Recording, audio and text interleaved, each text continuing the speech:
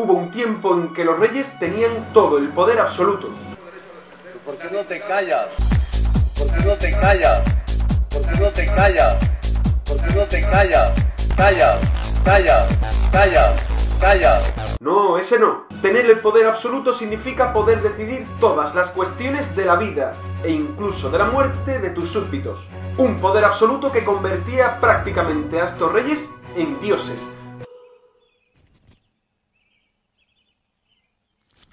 Me preguntaba si Dios existía. Ahora ya lo sé. Existe. Soy yo. O como ellos pensaban, en representantes de Dios en la tierra, por lo cual eran prácticamente inviolables y sus designios inescrutables. Hablamos de un periodo en la historia conocido como el Antiguo Régimen, en el cual nos encontramos con un sistema político llamado absolutismo, en el cual el rey tiene todos los poderes en el Estado. El absolutismo era el sistema político imperante en prácticamente todas las monarquías de Europa, salvo algunas contadas. Bienvenidos al siglo XVIII, un siglo en el que podemos encontrarnos la más grande de las diferencias entre las distintas partes de la sociedad, desde la más absoluta pobreza hasta el mayor despilfarro real.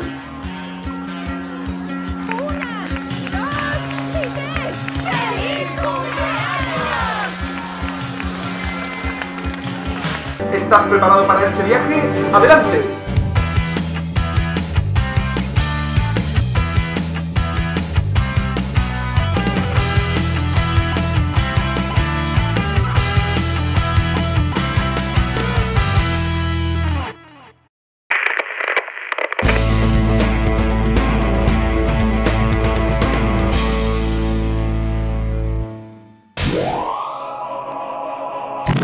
En este y en los próximos vídeos nos adentraremos en estudiar las características del Antiguo Régimen, así como de Europa y España dentro del siglo XVIII, para terminar estudiando en este tema la Ilustración, es decir, aquel cuerpo de ideas que algunos filósofos desarrollaron en este siglo para alumbrar al fin las tinieblas del mundo. Pero comencemos por el principio. ¿Qué es el Antiguo Régimen? Cuando hablamos de Antiguo Régimen hablamos del conjunto de características sociales, económicas, jurídicas, etcétera, que tiene este sistema político imperante en Europa entre los siglos XVI y XVII. Y no solo en Europa, sino también en sus colonias. ¿Cuándo nació este término? Porque si hablamos de algo antiguo, podemos suponer que el término nació posteriormente. Pues fue así, porque el término lo acuñaron los revolucionarios franceses de la Revolución Francesa, que querían desligarse de todo lo anterior contra lo que se habían rebelado. La crisis del Antiguo Régimen, que estudiaremos próximamente, delimitará también el paso de una a otra etapa de la historia, de la Edad Moderna, que comenzó, como ya sabemos, en torno al siglo XV, a la Edad Contemporánea, que comenzará con un hecho en concreto, la Revolución Francesa. Y esta crisis del Antiguo Régimen tendrá como protagonista a una parte en concreto de la sociedad, los burgueses. ¿Recordáis cuándo nacieron los burgueses en la Edad Media? Aquellas personas que tenían poder económico en las ciudades pero que no tenían privilegios. Pues aún en el siglo XVII y también en el XVIII nos encontramos con que los burgueses carecen aún de privilegios políticos, lo cual llevará a que se rebelen. Y después de definir de manera general qué significa el Antiguo Régimen, vamos a estudiarlo de manera pormenorizada, comenzando con su sistema político, es decir, como ya hemos visto anteriormente, el absolutismo. ¿Cómo podemos definir el absolutismo? Podemos definirlo como un sistema político en el cual una persona, es decir, el rey, acuña bajo su persona todos los poderes. Unos poderes que recaen en él, además, como derecho divino, es decir, venidos directamente, o según ellos lo creían, de Dios. El mayor representante de todos los reyes absolutos será el gran Luis XIV, el rey Sol de Francia. Un rey que, como podéis ver en esta imagen, tuve a bien conocer cuando visité París el año pasado. Este que está detrás de mí es Luis XIV, el Rey Sol, el creador de la monarquía absoluta, una monarquía que comenzará a expandirse por toda Europa a finales del siglo XVII y comienzos del XVIII. Un rey que se convertirá en el Estado, con su famosa frase, el Estado soy yo. Reinó durante nada menos que 77 años. Cambió las estructuras reales de Francia para asegurarse un poder total y dejó una enorme impronta en la historia europea debido al esplendor de su reinado, a la fastuosidad de Versalles, a donde trasladó su residencia real, y al poder que consiguió aglutinar bajo su persona. Al final, según os decía desde el Museo del Louvre, Luis XIV terminó siendo el mismo Estado francés, como se le atribuye en su famosa frase. En cuanto al retraso, Sire, como os mencioné, no queríamos molestaros con asuntos tan triviales del Estado. ¡Yo soy el Estado!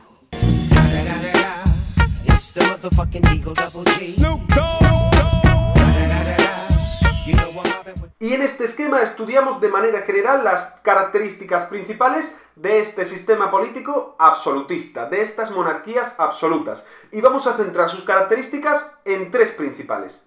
La primera de ellas, y la más significativa, es que los reyes absolutos concentraban en su persona todos los poderes políticos y gobernaban, por tanto, prácticamente de forma directa. Ello lo consiguieron mediante dos medidas. La primera de ellas era prescindir de las cortes medievales, esas cortes de nobles que habían gobernado durante la Edad Media los reinos junto al rey. Y en segundo lugar, los reyes consiguieron concentrar su poder en su persona mediante el cuerpo de la burocracia, es decir, mediante una serie de funcionarios leales en absolutos al rey que cumplían sus designios y le ayudaban a gobernar el reino. En segundo lugar, y como ya hemos citado anteriormente, otra de las características de los reyes absolutos eran que su monarquía se consideraba de derecho divino, es decir, que su poder venía directamente de Dios. Y en tercer lugar vamos a estudiar como característica de las monarquías absolutas que estos reyes intentaron irradiar una imagen de lujo y superioridad. ¿Mediante qué? Pues por ejemplo mediante la construcción de grandes palacios. Es el ejemplo del Palacio de Versalles a las afueras de París, que se convirtió en la gran residencia real europea durante el reinado de Luis XIV. Estamos a punto de entrar en el Palacio de Versalles, el lugar de residencia del rey Luis XIV, que tengo ahí detrás de mí. En agosto de 2016 tuve la suerte de visitar París y pasar un día recorriendo Versalles, sus largos y decorados pasillos, sus lujosas habitaciones. Entramos con la habitación del rey y en la cama del rey Luis XIV detrás. Tuve la sensación de convertirme por un día en miembro de la corte de Luis XIV. En estos palacios los reyes intentaban además celebrar grandes fiestas y suntuosos banquetes, con los que irradiar esta imagen de riqueza y superioridad sobre el resto de sus súbditos. Asimismo intentaron rodearse de una corte de artistas, músicos, pintores, etc., todos que alabasen su gran figura. Y por último, estos reyes, con el objetivo de ganar prestigio, costearon costosas campañas militares que, por ejemplo, en el caso francés, llevará al país a la ruina. A continuación vamos a estudiar cuál es el fundamento teórico del absolutismo, porque había alguna serie de personas que consideraban que esta monarquía estaba sustentada en un derecho no solo divino, sino también jurídico. Hablamos de algunos filósofos y pensadores que justificaban el absolutismo de la época, y nos centraremos en dos principales: Bossuet y Hobbes. En el caso de Bossuet es el teórico del llamado derecho divino, como hemos visto anteriormente. Si paras el vídeo puedes leer en la diapositiva un texto de Bossuet con el que justifica este derecho divino de los reyes absolutos. Y en el caso de Hobbes nos encontramos con un autor que, si bien continúa defendiendo la monarquía absoluta, no la hace por el derecho divino, sino por el hecho de considerar que los seres humanos necesitamos un rey por encima de todos para asegurar nuestra supervivencia y el buen gobierno de todos. Es célebre la frase de Hobbes en su gran obra El Leviatán, de que el hombre es un lobo para el hombre.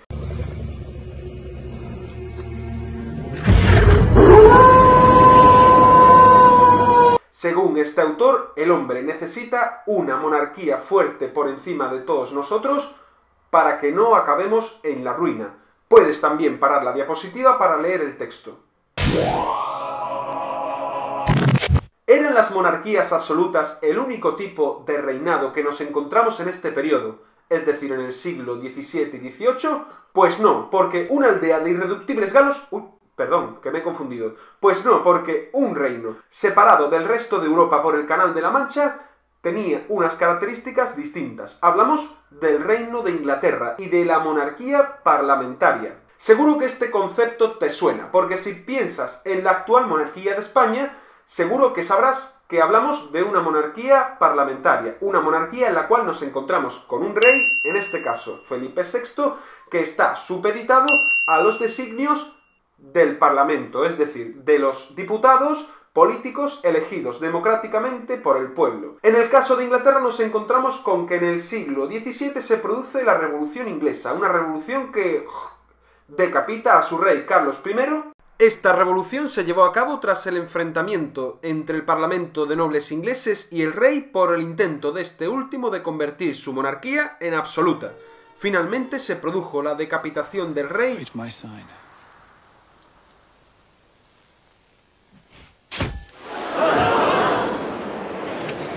y tras un periodo turbulento entre monarquía y república, la monarquía parlamentaria inglesa se estableció definitivamente en la figura del rey Guillermo III.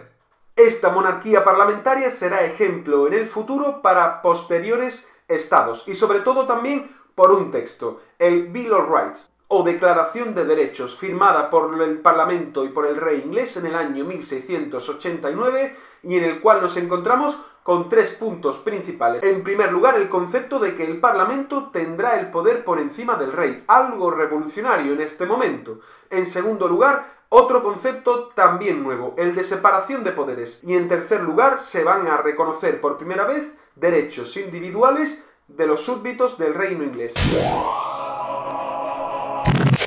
Después de haber visto cuáles son las características políticas de esta época del antiguo régimen, con el absolutismo y su cara opuesta, el parlamentarismo, vamos a hacer ahora un breve repaso a las características sociales y económicas del antiguo régimen. Decimos breve repaso porque estas características son iguales, más o menos de manera aproximada, a la que nos encontramos durante la Edad Media y Moderna cuando hablamos, por ejemplo, del concepto de sociedad estamental. Y es que en el seno de la sociedad, por ejemplo, de Francia o de otros reinos europeos, aún seguía teniendo prácticamente el monopolio de la actividad social y económica el feudalismo. ¿Recuerdas qué era? Yo tengo un rey, yo tengo un noble, pacto feudal. Yo tengo un noble, yo tengo un siervo, pacto de vasallaje, pacto feudal, pacto de vasallaje, feudalismo medieval. Seguro que con esta canción sí lo has recordado. En esta sociedad estamental nos encontramos con 3 estamentos, 2 de ellos privilegiados: la nobleza y el clero. La nobleza se corresponde al 2% de la población. Tenía tierras, tenía derechos y privilegios políticos y además tenía el gobierno en los reinos junto al rey. A su vez nos encontramos también con el clero, el cual se corresponde con el 1% de la población y, como ya debes saber, se encargaba de orar e interceder ante Dios y los hombres. ¿Y quién es el resto? El resto es un enorme grupo que se corresponde con el nada menos que 97% de la población, que podemos llamar tercer estado. Y por último, ¿cuáles son las características de la economía del antiguo régimen? Pues, como hemos estado hablando del feudalismo, sabrás ya que la gran mayoría de las actividades económicas, nada menos que 3/4 de la economía, se correspondían con agricultura. Es decir, con actividades del sector primario, que eran llevadas a cabo por la gran mayoría de la población, que se dedicaba al campo. Esta agricultura era rudimentaria, al igual también que la pequeña industria que existía en los reinos, que era artesanal y aún seguía conservando algunos rasgos medievales, como por ejemplo las asociaciones gremiales. Pero había una economía que se escapaba de estas características medievales y que era más moderna. Hablamos de la economía relacionada con las actividades de la burguesía, el auténtico motor económico de esta época. Una burguesía que se dedicaba fundamentalmente al comercio y a la banca. Una burguesía que, por ejemplo, hizo nacer el concepto actual de bolsa de valores, es decir, aquel lugar en el que se compran y se venden acciones de empresas. Y además una burguesía que salió al exterior con un mercado marítimo incipiente para llevar y traer sus artículos a todo el mundo. Este comercio marítimo vivió su auge a partir del siglo XVI con el llamado comercio triangular, que conectaba Europa, África y América en un triángulo que vendía y traía productos. Este comercio triangular se sustentaba básicamente en la esclavitud, uno de los mayores horrores de esta época. Una esclavitud que se basaba en secuestrar a centenares de miles de africanos al año para hacinarlos en barcos de negreros y llevarlos a América en un penoso viaje.